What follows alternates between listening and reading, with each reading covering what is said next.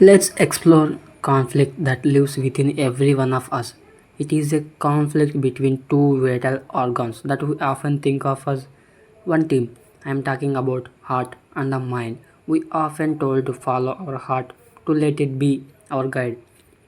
But what if the heart is not meant to be a compass? What if it's something else entirely? Let's understand them for what they are. The heart it is has no intelligence. It has no self-made decisions. It has designed to be content, to be happy and cool. Its impulse is to go with the flow. The heart to quiet wisdoms is to avoid consequences, to say no to anything that might disrupt its tranquility. It seeks comfort. Then there is a mind. The mind is a machine of pure intelligence. It is the engine of self-made decisions.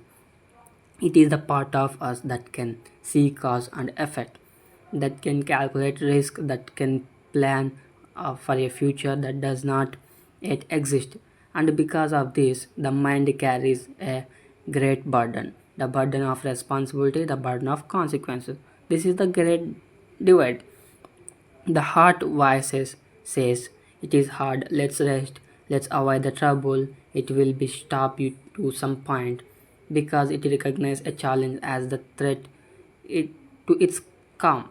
But the mind voice say this is hard, but it is necessary to the way forward. The mind sees not a threat but a path, and your institution is right. If you want to grow, if you want to make history, you must go with the mind. You must listen to the intelligence, even if its path is the one of the most burdens. This is not conflict. It is a story of as old as time itself. It is the defining conflict of the Bhagavad Gita. The divine intelligence and its purpose on the battlefield of Kurukshetra. The greatest warrior of his time, Arjuna, was paralyzed.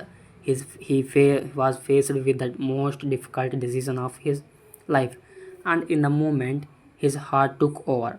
His heart filled with love, the sentiment for his family, the teachers, and other side told him to stop, to avoid the consequences of battle.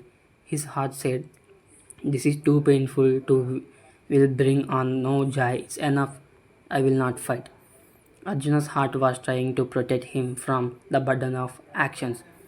It wanted to go with the flow of emotion, even if that flow was one of the inaction treatment. But Krishna, his character, did not allow it. Krishna did not appeal to Arjuna emotion, instead of he appealed to his intelligence. He made his precious reasoned argument for why Arjuna's duty, his dharma, was to fight. He was urging Arjuna to leave the comfort of his heart and move forward with the clarity of his mind. In the second chapter, Krishna gives a stunning instruction that directly applies to our own struggle. He tells Arjuna to act with his highest faculty, his divine intelligence or buddhi. बुद्धियुक्तो जहतः उभे सकृत दुक्षत्र तस्मद्योग युजस्त योगा कर्मसु कौसलमा, which translate to a person endowed with this divine intelligence casts of both good and bad actions in the life. Therefore, dedicated yourself to yoga. Yoga is skill in action, the skill of burdens of mind. A person endowed with the divine intelligence. This is the person who listens to their mind, not their emotional comfort. This is not about being smart, it is about using your mind to see beyond the intimidate consequence. It is the intelligence that's understood the long term goal and the vision, the purpose that does not get distracted by the heart's desire for a quiet life. Krishna says that this intelligent person casts off both good and bad actions. This is the answer to the mind great burden. The burdens of the mind are the constant worry about the outcome. Did I do a good job? What if he this fails? What if he succeed and I am not ready? But the mind guided to by divine intelligence does not worry about the good or bad result. It acts because it is the right action. It is the necessary action for growth. It understood the both success and failure are just a part of the journey in this way. The mind is freed from the greatest burdens. And finally, Krishna gives a definition that transforms our entire understanding of the mind's path.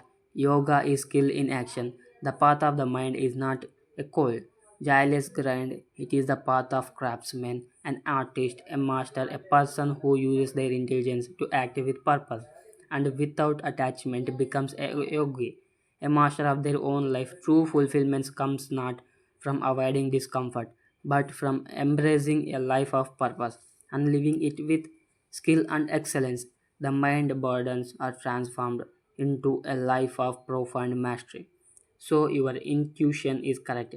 The heart, with its love of comfort, will stop you, but you must not stop there. You must listen to your mind, to your intelligence, to go forward.